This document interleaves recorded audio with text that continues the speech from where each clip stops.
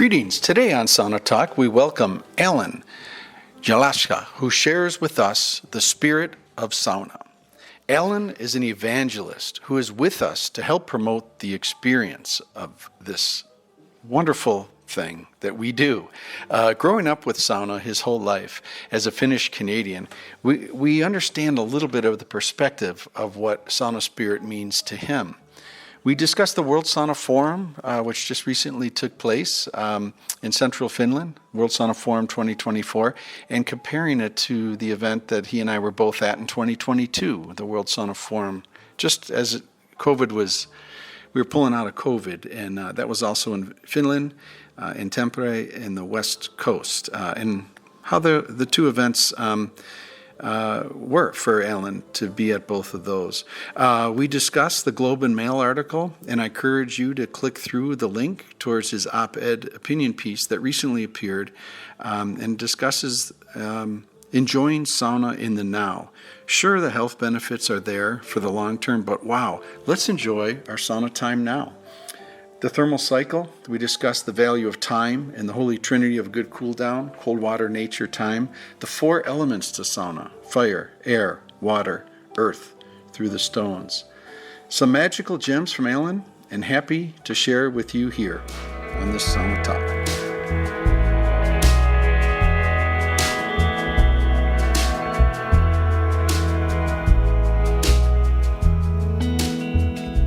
This show is brought to you by the Sauna Times Public Sauna Map.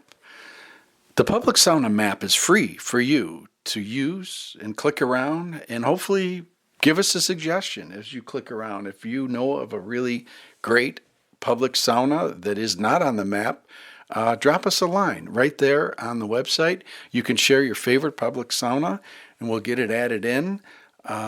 Really awesome for me to travel around and use the map to know where to go when I'm ready for some good sauna action.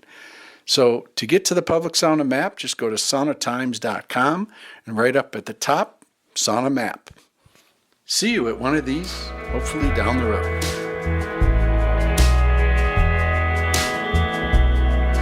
Wow, Alan, I've been waiting for this, and I know you have too. How long have we been talking about doing this show? Oh my goodness, we met 2 years ago. Would you believe it? Yeah. And yet we still haven't had a sauna talk. And we've been talking about this exact sauna talk for several months, and I love how things just sort of work out organically, where it kept on getting kicked down the road, and then how perfect. You're just back from the ye old country of Finland, and I thought we could maybe dive right into that if you're cool with it. Absolutely. Anything you want to talk about? I'd like to start with your award. Do you have the silver spoon, the magic spoon, and can we start with that and tell us a little bit about that? We can. So I'll talk about the silver spoon in a minute, so to speak. But yeah, so as you know, every 2 years, Sauna from Finland hosts the World Sauna Forum in Finland. And I had the pleasure of going there just recently. I've only been back a week. And at the end of the World Sauna Forum, there's a very large social gathering at one of the sauna facilities where everybody gets together, has a good time, of course, has lots of sauna. And out of the blue, they announced that I was the new sauna ambassador for Sauna from Finland. So and quite an honor. Yes. Thing, yeah. And the torch was passed from a mutual friend, Jake, from Great Britain, who knows sauna diplomacy as well as anybody. I'm sure he had a wonderful speech. He had an incredible speech, and because I didn't get a heads up, I actually figured out during his speech, which was quite an interesting way of hearing about it. So yeah, really quite an honor, a surprise. I'm really looking forward to the role. I think there's a lot of things we can do with it to spread the good word of sauna. And to talk about that silver spoon, I guess there was a bit of a handover where the silver spoon, otherwise known as a ladle, sauna ladle, is given to me. I can't show it to you now because embarrassingly, I forgot it in Finland. Oh.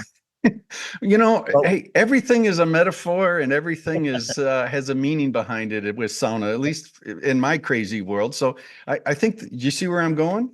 Yeah. It is. It's part of the ceremony, but it does have some special meaning to it. But the good thing is I know where it is. So and as you'll be embarrassing as the moment, I'll get it back. No and you'll problem. be back. So I Jake, will. Jake, I'm sure introduced who you are in very British style. Like I say, he's a great spokesperson. Instead of trying to paraphrase that, could you paraphrase for us what you said when you were handed the ambassadorship award? You know, people have asked me that, and it's hard to remember because it came by so quick. And to be honest, it was a little bit emotional, but I do remember going and giving Carita a big hug, and then reluctantly standing on the stage because I'm not really that kind of person. But I thought, obviously it's appropriate that I say a few things.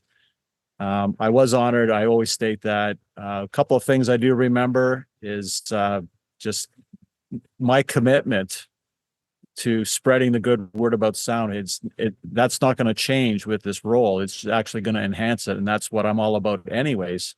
Hmm. So that was part of it, and I also do remember just letting people know, deep down inside, I'm just a sauna poika, which is sauna boy. That's I just love sound. I love talking about it, and I love sharing it. So that's the root of what I am, and I guess in some ways that's perhaps fitting for an ambassador role, and it's all Yeah. good. Yeah. Yeah. The puzzle pieces fit well. And one thing on that, when you talk about getting emotional, I don't know if I'm becoming my father. I'm turning 61 here pretty soon, but man, I get emotional too. I mean, I've had some amazing guests of late. Lasse Eriksson.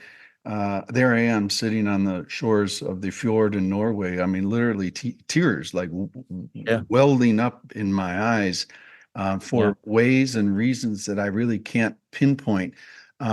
Can you pinpoint why this wields such emotion for you? Why it's emotional? Yeah, it's hard to understand because for me, I'm not an emotional person really. But the sauna, everything around sauna is the one thing that draws it out of me the most.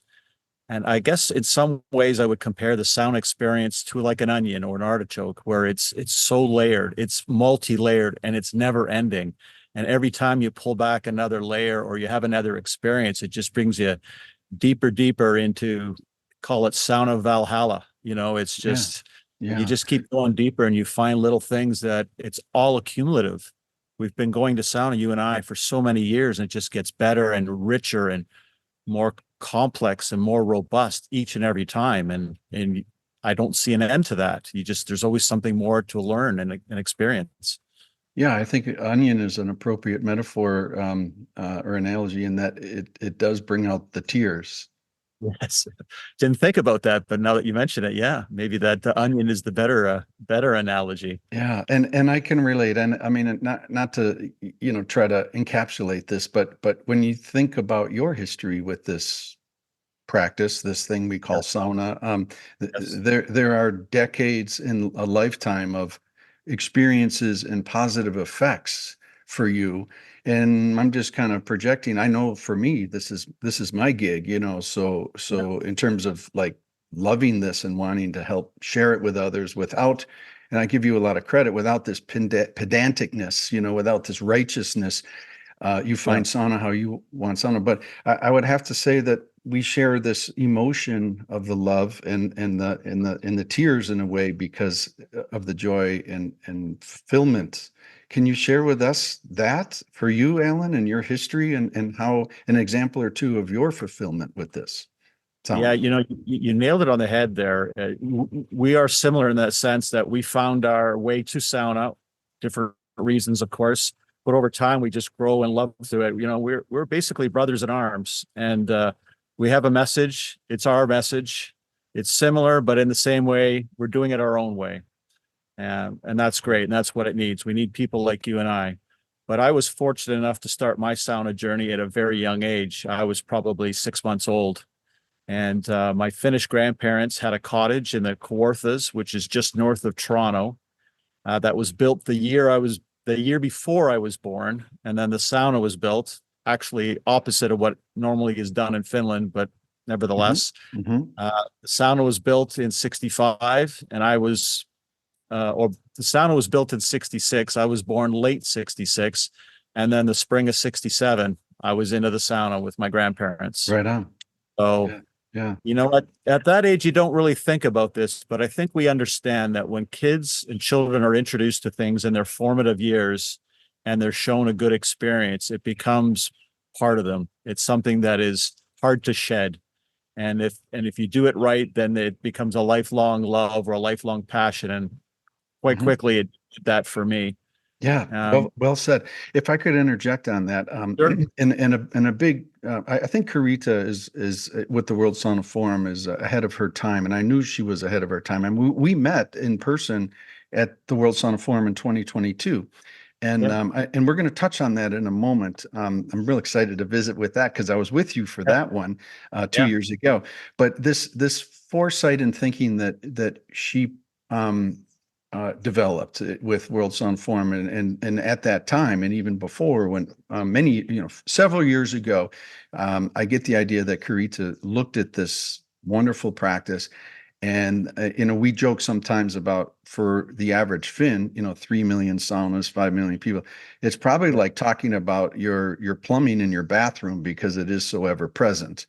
And Yes. and yet this isn't a faucet. I mean, there's so many nuances to to the appliances and the performance of something so common. So I give Right. her, and many Finns, they're like, I Yeah. love the Finns for their casualness and acceptance of this common practice, but I also Yes. love how Karita looked at this and in the world of global impact that this export can have. And with that, Yes. and there's a question I'm leading up Yeah. to for you. You Okay. have you, meaning North America Finns, those that grew up in the dish pan on the floor of the hot room kind of a thing with grandpa looking at a crowd, have a unique perspective because you see the word and the practice much differently than the average Finn. How have Yes. you how have you addressed that in your own way as this sauna becomes so much more popular and fragmented of late? Right. So I think there's a couple of things, and you're right. In Finland, saunas have been around for so long, and it's so common that I think, in one sense, they forget the fact that it is wonderful, um, and that should be shared. That's one point. The other one is that Finns, by nature, are very reserved. They're not braggadocious. They don't go around, bragging and yelling and stuff like that about things in general. And sauna is just one example. Hmm. But the good thing is, is that Finns around the world are realizing maybe it's time that they need to speak up a little bit. And reflecting on myself, I grew up with sauna, like I said, and I shared sauna with people, and I built some saunas. But I really didn't go out of my way because I didn't think there was the interest there. It was a very niche business, perhaps a very small interest, focused interest. So I just let it go and just did my own little thing, shared it with friends, shared it with family, small group. But then in recent years, you see the global interest and the need for it. And so I decided I'm going to speak up a little bit, Hmm. which I have. But I'm also seeing other Finns in Canada making the plunge, so to speak, and deciding, okay, now's my time. I'm a Finn. I'm a proud Finn. I understand sauna. How can I bring this to the people? And Well, I've got examples, friends, Valtteri in Vancouver, Marcus in Toronto. You got Justin down in your neck of the woods at Minnesota, all from Finnish roots, and they see their ability to generate more interest in sauna,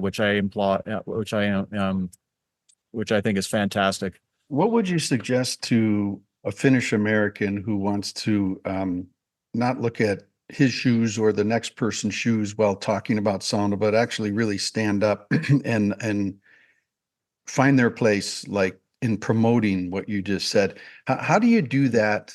How would a Finn American, Finn North American, or a Finn living in Australia or anywhere, how Sure. do you do that while balancing what is right? What is right about bench height? What is right about drain Right. and that without it becoming divisive, like so many things Yeah. are in our world today? How do we do this, or how would you suggest someone does this with consciousness toward not everything has to be the rules of sauna, like, do you think Right. there should be a guidebook on how to build a Finnish sauna that is prescribed and used by everybody, and there's a stamp that says when it's done right? I mean, I'm Yeah, asking is because it's a leading question. I'm caught up in that a little bit sometimes. I try not to be. But you right. see where I'm going? How would you I say do. that? Well, I think for years the focus has been on the physical sauna itself. So, like you said, there are people who are worried about bench heights and clearances and all this stuff, and they're important, but they're only one small part of it. And now we're really understanding it, and especially with people like Carita, the sauna is more than just the physical sauna. It's actually two components. You've got the physical sauna and you've got the sauna experience. And they're both equally important, and they both depend on each other to have an overall good, authentic sauna experience. So that enables us to look at things more in the spirit of things as opposed to technical details. Because when you Beautiful. get, caught up in those details, you miss the bigger picture. I So love that. I try to kind of people Yes, to I just need understand the bigger I need to put a little pause and a wedge into that, and I'd like to you to picture. dive into a shout out to your podcast. Tell us the name of it and in that word and what it means to you. Yeah, Go ahead. right. So the name of my podcast is Kivia, the Spirit of Sauna, and that was deliberate. So the word Kivia is a Finnish word. It's a variation, but it essentially means the rocks that sit on the stove itself, which I consider to be the heart of the sauna. If you don't have good rocks, you don't have good heat, you don't have good lulu. And if you don't have those, then you don't have a good sauna. So that was kind of the reason for that word. And Finnish is a challenging language at best, so I had to find a word that people could pronounce easily. But more importantly, is the tail end of that, the spirit of sauna, is explaining to people that it's a spirit, it's an attitude, it's an ambiance, it's so many things that you can try to describe, and nobody can ever describe it perfectly. But it essentially creates an openness of the subject that we're not fixating on details. It's inclusive, it's open. It allows you to have discussions and not force yourself into a pigeonhole. And I think that's ultimately what sauna needs. It needs an openness and a willingness to listen to other people. And everybody has a different opinion on what sauna is. Mhm. Ultimately, make it your own. There are no rules. There's some guidelines, but there really doesn't need to be rules. Make it your own. Thank you. Back to 2022, World Sauna Forum. Who was there? Like from where? And how would you differentiate it from World Sauna Forum 2024? 2022 was in Tampere, and that's the sauna capital of the world. And boy, did we embrace that. But go ahead, if you Yes. could Yeah. frame up for us the event. You're recently back, and Right. how it differed. Right. A couple things. So yes, it was in Tempera, which is the sauna capital of the world, and it was the first live sauna forum since COVID. So in between COVID, they had some virtual forums, but of course they're just not the same because people can't get together. We understand that.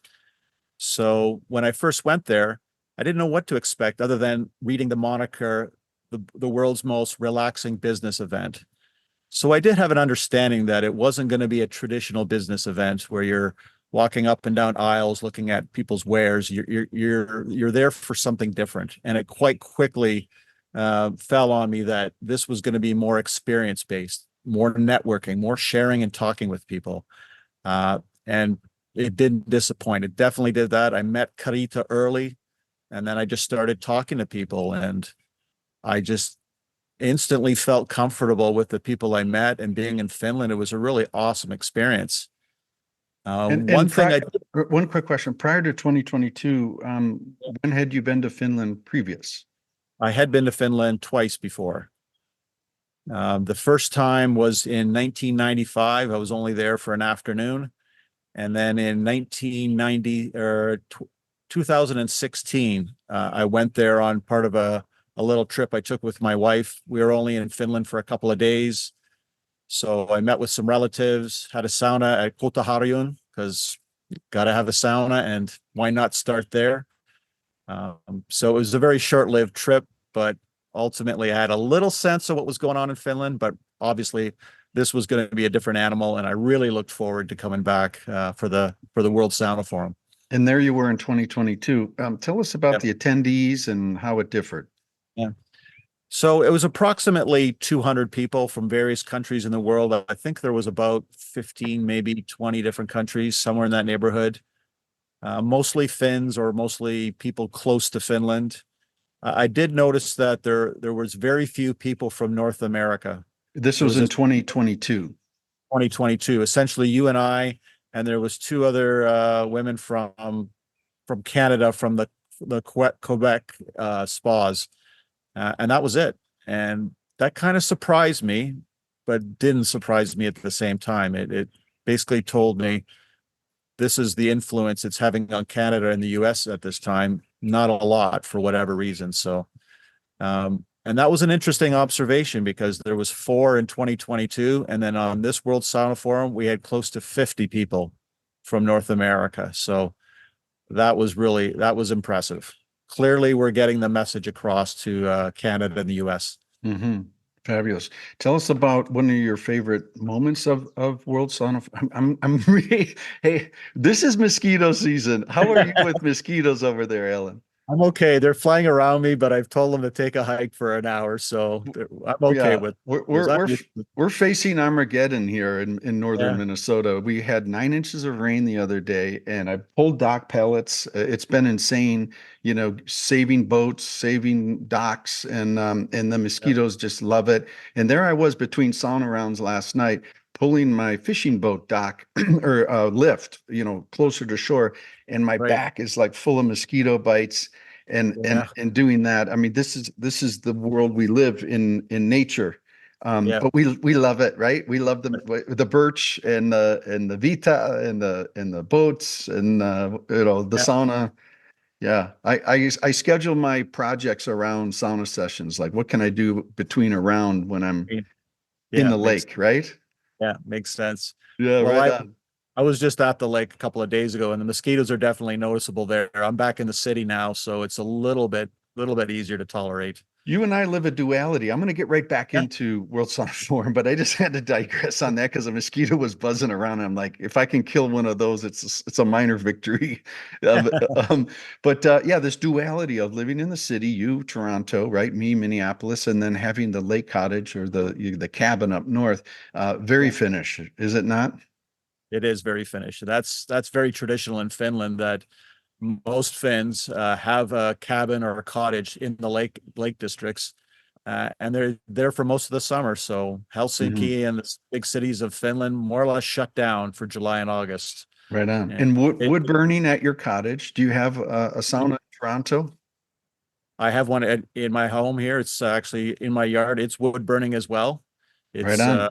not as fancy as the one at the cottage, but that's okay. It still gives me sauna whenever I need it. So We could fill a page with the things we have in common. I have the same yeah, thing. I mean, I call it absolutely. the up north backyard retreat. I mean, why not create it? Like a small footprint, and I don't know about you, but like, how long does it take to get to your cabin? 3.25. 3.25. Mine's 3.5. So another thing we have in common, and that's a pretty good up north backyard retreat time to devote for a backyard sauna session, right? Like the time it takes to get there, right? Yeah, absolutely. Yeah. Absolutely. It's a good it's a good amount of time just to kind of slowly release. You leave the city where there's lots of traffic. I've driven around Minneapolis, so I know what the traffic can be like there. And then you slowly make your way, and then you just feel your body Right slowly on. relaxing on one aspect, and then the anticipation Hmm. for the next Yeah. sauna cottage is Yeah. is Yeah. going on at the same I, time. I I built my first backyard sauna in well, I don't know what it was, 1996, 97, because we're on an island. And so I can't get to the island in the shoulder seasons. And I'm like, this is so obvious. Why not recreate the vibe? So yeah, the time it takes to step out my back door and fire up the stove and then enjoy, this this transformative thing. It's like you alluded to, sauna as the noun, the place you go, and then sauna as the Yeah, thing you do, that yeah, verb. And just I love that. I love those winter days, like when you have when you have the footprints in the snow, right? To get right, out there. right. Yeah. Footprints in the snow, or if you choose and you're daring enough to roll in the snow and see your Mhm. body print in there, that's kind of cool too. Or snow shovel with a towel wrapped around you and get the ire Yeah, of your neighbors. yeah, yeah. I'm Yeah. fortunate I have a bit of a fence, so they have to make an effort if they want to come see what's going on. But Well, they used to make fun of me, but now they all want a seat on the sauna bench. yeah. And that's a fact. It's quite funny the transformation, at least in our own neighborhood, where it's like, oh, this is something. Let me try it, Glenn. When are you going to fire it up? I went in. I went in. So are we cool on World Sauna Forum? I was jumping around, but I was going to ask, like, one of your favorite moments or a couple moments of the event? I just part of it was just the realization the difference from 2022 to 2024. Bigger, not for the sake of being bigger, but just the interest, the excitement, the energy of people getting together. That was really infectious, and it just leads me to believe it's only going to get larger for the next World Sauna Forum. But more importantly, the industry, the world is over time understanding what's going on better and better, and that's what we want ultimately, you and I. On a personal level, you use the word industry. How do you balance the commoditization, the economics of sauna, while still maintain, if at all, while still maintaining spirit? Well, for myself, I focus on the experience side of things, and I don't monetize it, to be honest with you. But at the same time, I need to make a living, so I do sauna related work, but I do that in private. I don't advertise it. It comes to me vis-a-vis all the work I do, that I have conversations with people and they realize that I can help them in some capacity, and sometimes it's appropriate to garner a fee or some sort of payment. Um, but that's in between, and I don't advertise that. If you go to my website, if you go to my social media, you will see nothing of me selling anything, and that's deliberate. So I don't do it intentionally, but that's just kind of the combination. It enables me to be true to what I'm doing, is that there's no ulterior motive. It's not, I'm going to talk to you and share with this, and then, by the way, will you buy my bucket and ladle? There's none of that going on. So Mhm. people approach me when they want a specific service, and I deal with that independently. But my focus is absolutely 100% on the experience and sharing it. I think about evangelism, right? Like in the religious sense, in Yes. the classic religious sense, and you maybe have two different evangelists, one that has a video series webinar that they'll sell for, 49.95 for 6 easy payments, and Yeah. others will do that without maybe with a collection plate at the end that's subtle. It sounds like you've settled on the other extreme, or that end of the spectrum. I shouldn't say extreme. I mean, it's very noble, but am I right? Like that's your. Yeah, it's a good analogy in that we're not all fools. We know we all have to make a living and put food on the table. Well, I just choose to do it in a way that doesn't muddy the waters between that experience and everything else. That I feel very true in what I'm doing. I want other people to feel the same, so that there's nothing hiding behind a curtain or anything like that. They know I'm being genuine in everything I say and everything I share. Mm.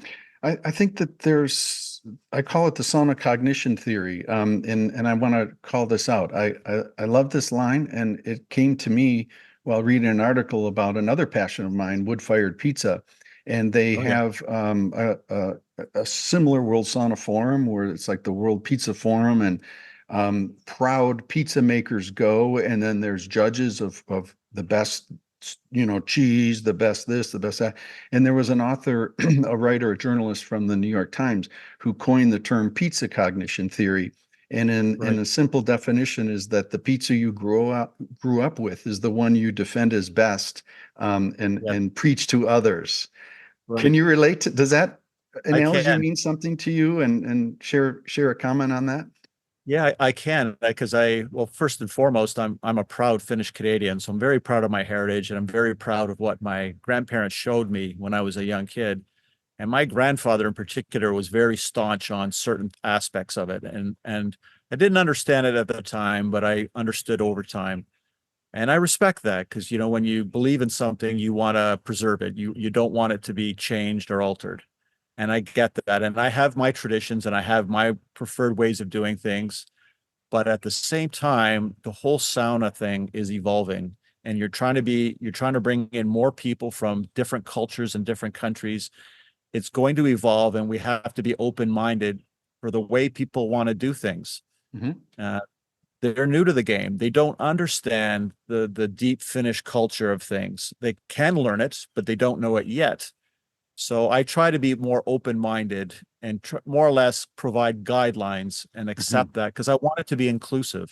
I want Yes. to include people from all walks of life, men, women, uh, non-binary, whatever, different religions, different ages, different everything. I don't want to limit it to anybody. So that's an important part of it. And what comes with that is ideas, how they want to have, how they see themselves using their sauna. And that's ultimately another thing that I preach is make sauna your own. You don't have to do it at a certain temperature or for certain long or at certain days of the week, whatever works for you. That's Yeah. the way the Finns preach it. No rules, just guidelines. I think Yeah, the world man. should I look at it sorry, that way. sorry. Yeah. Well said. I want to put a stamp on that. No rules. Okay. This is something I absolutely love about the Finnish style of sweat bathing, where you think about the German style, and it makes sense that they would evolve with a sand timer and an Aufgussmeister, and being, guided and ruled through. We're going to do this for 20 minutes, and everybody in, everybody out together. It's kind of a neat reflection of culture in a way. How do you think it is that the Finns are so accepting of the few rules to sauna and do it how you like? Like, where do you think that comes from? I think it comes from just doing it for so long. The maybe there was more conflict 100 or 1,000 years ago. I don't know, Mm, but they all have to get along. It's part of their culture. So mm, I think it's part of who they are. yeah. Makes it easier. And not to pick on Germans, but the German culture is a little more regimented in the sense that they choose to do it for X amount of time, or all these call them rules. That's Mm, their culture, and mhm. that's fine if that's the way it is. But from the roots of things, if the Finns are very liberal and very open-minded, it makes it easier for other cultures to adapt. If they weren't, I think it would have a harder time spreading because it would seem so uninclusive, rules, and then it gets harder to understand what the appeal of it is. Um, Interesting. I Um, think it's to I, be I'm open. I'm going to go out on a limb here. Okay, so in broad strokes, we've defined two countries and two Yes. approaches to sauna, and I slip in the word sweat bathing as a more general sense. If you had to try to encapsulate maybe where North America sauna or sweat bathing is going. Like, I have some observations about Great Britain. I was just there, and I could encapsulate that a little bit, but I want to try to put you on the spot a little bit here about where do you think North America is headed? If you have Finns very liberal accepting, German very regiment, is there a pattern or direction you see North America going? I actually, not a pattern, but I see a mix. And I'll use Toronto as an example where there's a number of new facilities that have opened up. Traditionally, there have only been a few public saunas in Toronto area, Hmm. and it's a bunch of them that are either just opening or in construction, and each of them has their own take on what they think is the most important part of sauna or what they want to offer specifically.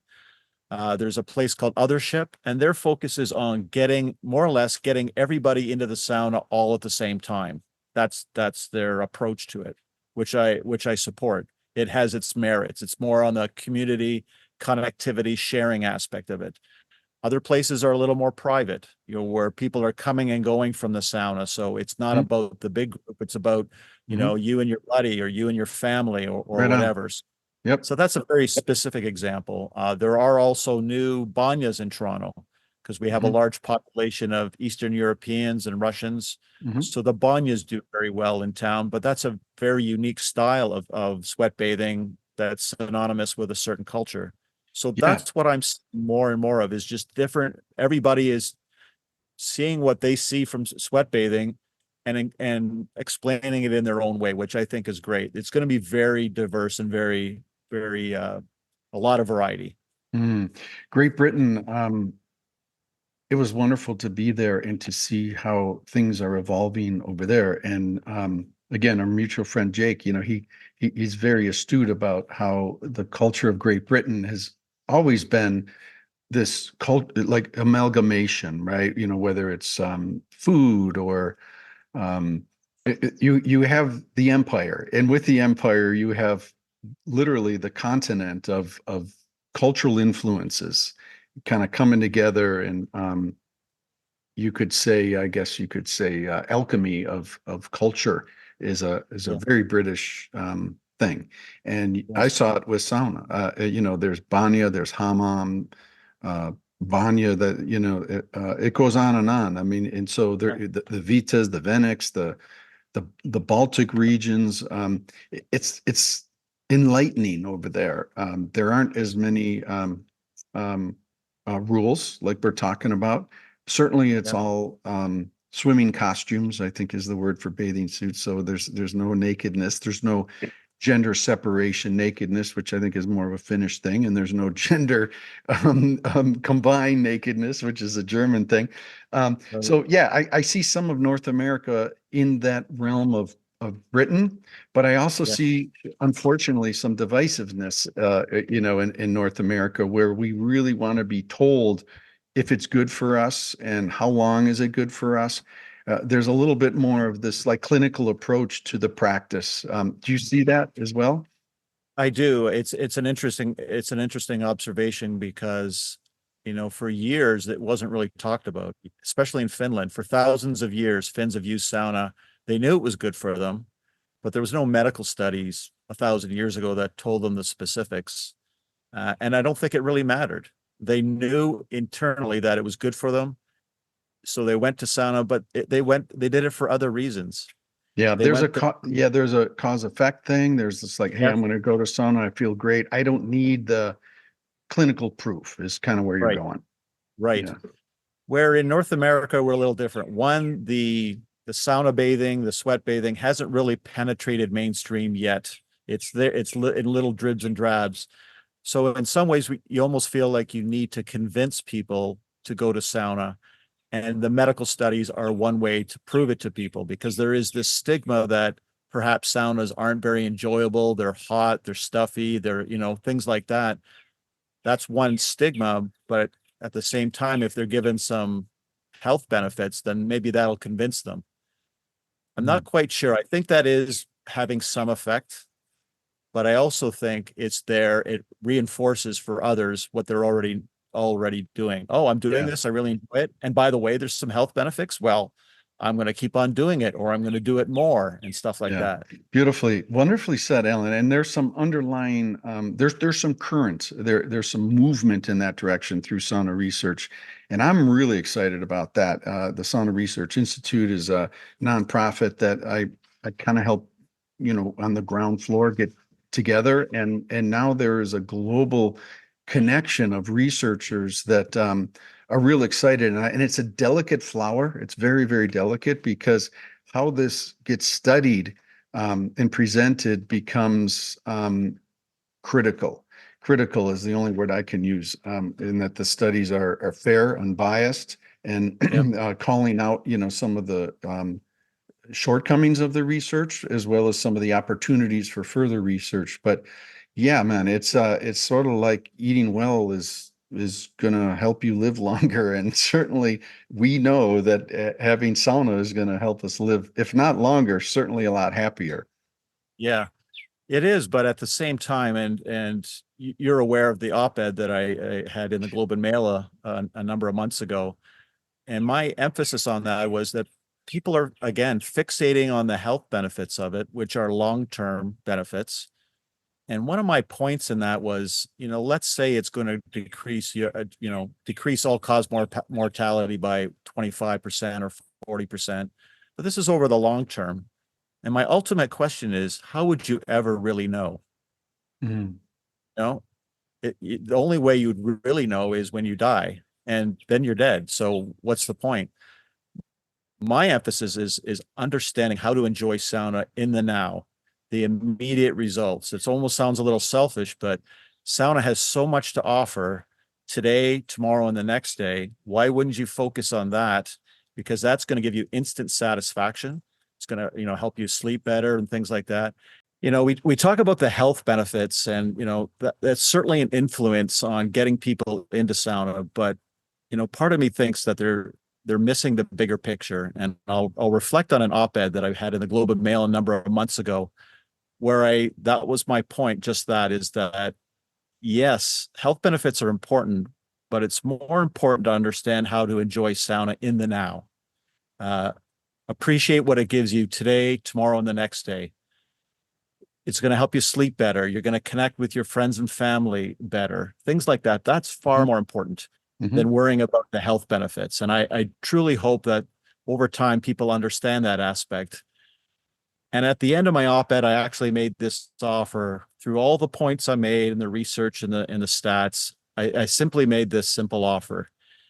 If you're not convinced yet, give me a call. I'll take you to sauna and I'll show you exactly what you've been missing or what the real deal is about. That's my offer. I've always made it. And I do that freely with anybody, anytime, any place. If you really want to enjoy or understand what a real sauna is, I'll absolutely help you along the way. It's not about stats and not about, things like that. I'll just take you to sauna. It's the most powerful tool that you and I have, and the Finns and any enthusiast in general, is literally take somebody by the hand and bring them to sauna. Beautiful. The rest will take care of itself. Can we get a copy of the op-ed piece that is not firewall protected? Absolutely. Like a link? Yeah. I'll put that in the show notes, Alan, and thank you. It was a wonderful article, and I'm glad you brought that up. It was on my list to discuss. Everything cool on that, on the article? Yeah, good. Yeah. All good. I think the rest, you can just read the link or read the article. I think people will understand my point of view in that.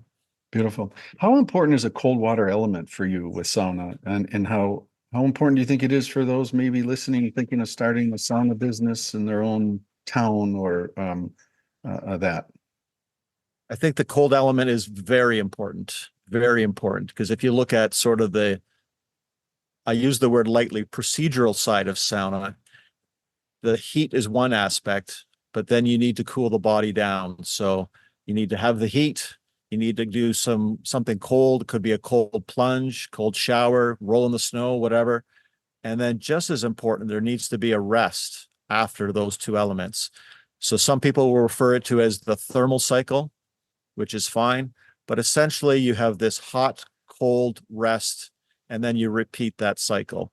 That is going to give you the optimal sensations and benefits from the sauna use. 28% better than without? I believe I'm joking on that one. Could be 26, could be 32. I'm not sure. Okay, well, we're waiting for that. So we're told how much. But yeah, I call the cool down. Waiting for the report to get released. Right. Yeah, to me, the Holy Trinity, I kind of encapsulate this because people ask me this as well. And I'm totally with you, Alan. I call the Holy Trinity of a good cool down is cold water, nature, and time. Cold water, nature, time. And time is so important because the equalization of body temperature, really, you could sit in a cold plunge for a while, but man, how magical it is, whether it's 40 degrees Fahrenheit outside or 60, whatever, to get that equalization. And I think time. And then now you're webbing into I guess you could call that either the emotional or mental health benefit, time. I mean, where do we allow ourselves that moment of free time? We don't, and that's the challenge with today's lifestyle. Is we're all go. We're on our devices. We're distracted. We've got so many responsibilities, family, work, etc., and not enough people can take or will take that time, and especially not a measured time. Like we're talking about, clear your calendar for the evening, and you're going to go have sauna, and it's going to take what it takes. I get my wife asks me that from time to time. How long is the sauna going to take? Well, it's going to take what it takes. When I'm done, I'll come in the house. Yeah, man. Yes. Now I want to let's pull that apart a little bit and back to this Finnish style where we talk about freedom and few rules and stuff. And one of the things I like to talk about is this microclimate in the hot room and the multiple benches and the stratification and different temperatures. You growing up as an infant, like you were sauning before you could walk, and it was always down on the floor kind of a thing. So I love this other aspect when I talk about the hot room, like the holy trinity of the hot room itself is, heat, steam, ventilation, and managing those three components in a way that allows everybody that's different their own, like you find your own climate that works. Can you Exactly. can you riff on that now that I kind Yeah. of threw that on the table? How are you feeling about that? I think most people over time gravitate towards the top bench because they just crave the heat so much, but it's not for everybody. And, you and I have the advantage of having sauna for so many years. Uh, and over time, your body does get used to it. It's like any food or drug or anything you take, it just gets used to it, gets accustomed to it. So you crave more and more heat. You want more intensity. But if those who are new to it or have other, concerns, they might not like it as hot. And I respect that. My wife is a perfect example. She generally does not come to the top bench. She'll sit on a lower bench. She'll put her feet up and lean against the wall. And that's great. The important thing is that we're sharing the space together and the heat is just a little different. And how What other, beautiful. Go ahead. Go. No, you finish, Alan. yeah, Go ahead. what other kind of environment can two people have a pretty different experience, but in the same space? That's The it. heat is different. That's exactly what I was going to say in those exact words, pretty much. I mean, we're, man, I tell you, we're on the same. Yeah, man. And it's done simply is kind of where I was going to bring that forward. Is like you don't need fans, you don't need mechanics, you don't need, you can do this without electricity. You can create these microclimates of different spots through the elevation of a hot room in just such an organic, natural way without overthinking it Yeah. and trying to create it. The sauna creates it for us. And on that note, the sauna, when you really think about it, is so simple. It's essentially four elements: air, water, earth, the stones, and fire. That's it. That's it. And we were able to draw so much out of four simple elements. Can it get any easier? Wow. I'd like to finish with a few rapid fire questions. Sure. But before I do, is there anything you want to ask me or is there anything we want to touch upon? Yeah, so you and I you're right. We're on the same page and we can probably answer each other's questions pretty easily. But I do like to ask this question because I think it's important for your listeners is what do you think is the most important thing that you've learned from the sauna lifestyle? Hmm. From the lifestyle itself. So I think what I've learned is that maybe the first thing that comes to mind, and I really haven't given this any thought to be candid with you, is what I like about like the human condition, is that we are all different and we can gravitate to different things that give us joy. Um, some like mountain biking, some like meditation, some are into formal religion. Some go running, like, my neighbor's son, he does this 200-mile thing. I mean, it's like insane. Yeah, It's like I'm going to yeah, bang my head against a brick wall for 100, hours consecutively. I mean, hey, whatever people's jam happens to be, I just happen to have locked into this one, and it just fits. It's like a groove of a record that just feels right to me. Like I'll just answer the question by this. Like yesterday, now it had been 2 days since I had sauna. It's midsummer, and yeah, I took a solo sauna last night, 4 sticks of wood, fired it up. I'm one with my stove and I'm one with my sauna. And I yeah, got in there, it was only like maybe 130 Fahrenheit. And I threw water. I created a more steam, less heat. First yeah, round, I rode that sucker right up. And then by the time I was done with round one, it was just like, I was just kind of like, whoa, I was like resonating, and then I jump in the lake. I'm chilling out there and in the, nature's cold plunge, come back in, throw one more log in, just a small little select log. It's an art, like I love tuning that. And I pulled the damper down a little bit and I rode yeah, 175, 180 for yeah, like you said, like how long was that round? I don't even know. I think I was probably down there a couple hours for maybe yeah, 5 more rounds. yeah, What it's taught me is like, that's just my salvation, to be able to do that with such freedom and from technology and noise, just to be one with, well said, the four elements. Yeah, I love it. That's what it's taught me. that's excellent. That's excellent. Thanks for letting me know. Thanks for sharing that. Thank you for the question. It's Yeah. beautiful.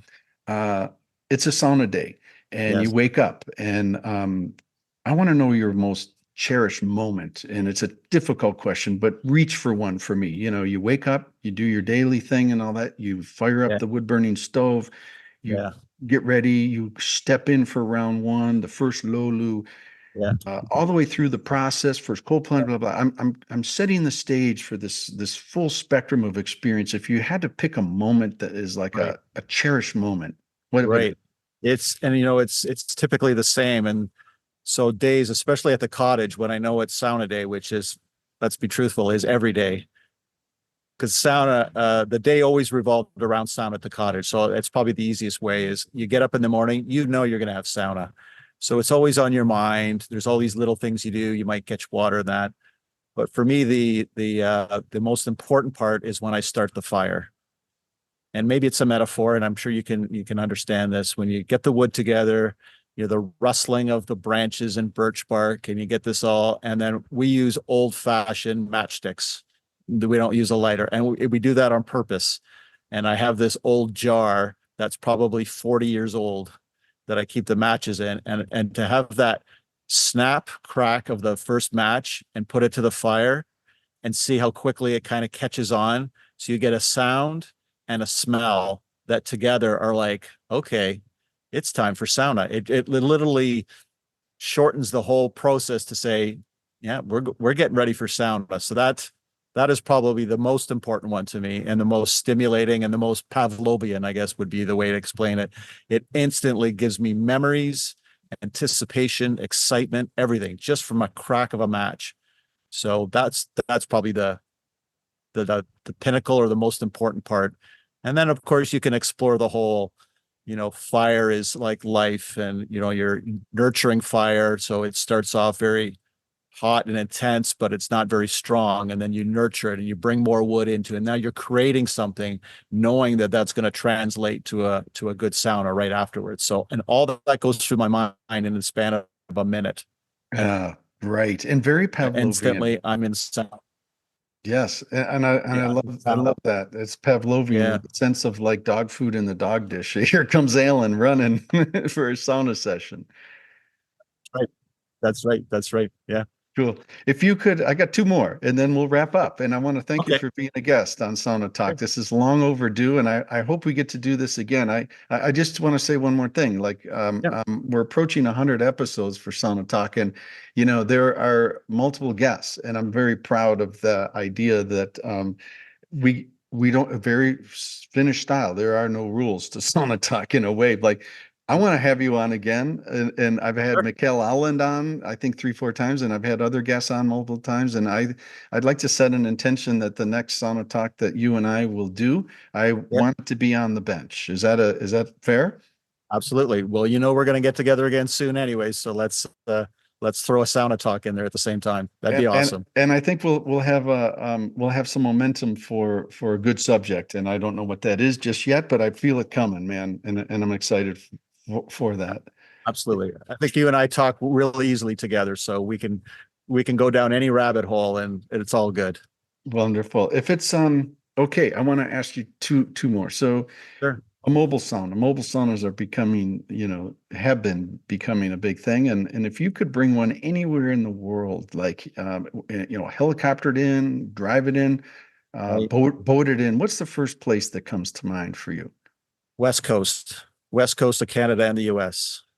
For a number of reasons, I went to university in Victoria for 4 years, and I love the West Coast. I love the vibe. I love the nature, everything about it. So that would be the first thing. I think it would be a natural fit. Would it I be also, would it be on the coast itself, Alan, just to interject, or a lake, or on yeah, on it could be the on a lake. It could be a lake, could be on the island, could be not. Somewhere on the West Coast, probably to the northern area like Washington or BC. Because I've been there. It's beautiful. I go there, once or twice a year just to retrace my steps and get a little taste of the West Coast in my system, because it's different than being in Ontario. And have a beer like you're a college kid again. That's right. That's right. It just makes me feel alive. And at the same time, I think there is a good West Coast vibe for sauna, but it's surprisingly lacking. There's not a lot of sauna on the West Coast. It surprises me, but so. But it's great climate. It's good. It's good topography and climate. Everything is there. Everything there is just saunas. So your mobile sauna is there. It's in this majestical place in Victoria. Who would, if you had to pick only one person to have a sauna session with, who's the first person that comes to mind that you'd like to share bench time with? Well, unfortunately, he's no longer around, but it'd be Gord Downey from the Tragically Hip. Any Canadians listen will understand this completely. He's not as well known in the US, but that's okay. If people have, they know instantly why. He was a cool cat, very introspective, very inward thinking, very deep, and a lot on his mind. And I obviously never got a chance to talk to him, but to have him on the bench, I think would be epic. You would just, it'd be incredible. You talk a little music, share a little sauna, kind of that aspect. I think he'd be the most interesting person I could think of. Love it. Alan, how can people find you? Tell us about where you're at out there. So the couple of ways to find me, you can get a hold of me by email, and that's Alan, ALAN, at Kivia, KIVIA.ca. That's the easiest way. If you want to get a hold of me a little quicker, you can reach out through me through social media. I'm on Instagram and Facebook. Our handle is at Kivia Sauna. KIVIA SAUNA. One of those three methods usually works the easiest. I tend to gravitate towards Instagram because I'm on my phone a lot, but any one of those, I love to talk to people, love to hear about their experiences, what they're thinking, and just generally share our passion for sauna. Thank you very much for coming on to Sauna Talk, Alan. What a pleasure, man. Hope you have a good day, and we'll see you on the bench soon enough, huh? Yeah. Good day to you, and we'll see you on the bench. Absolutely. Looking forward to it.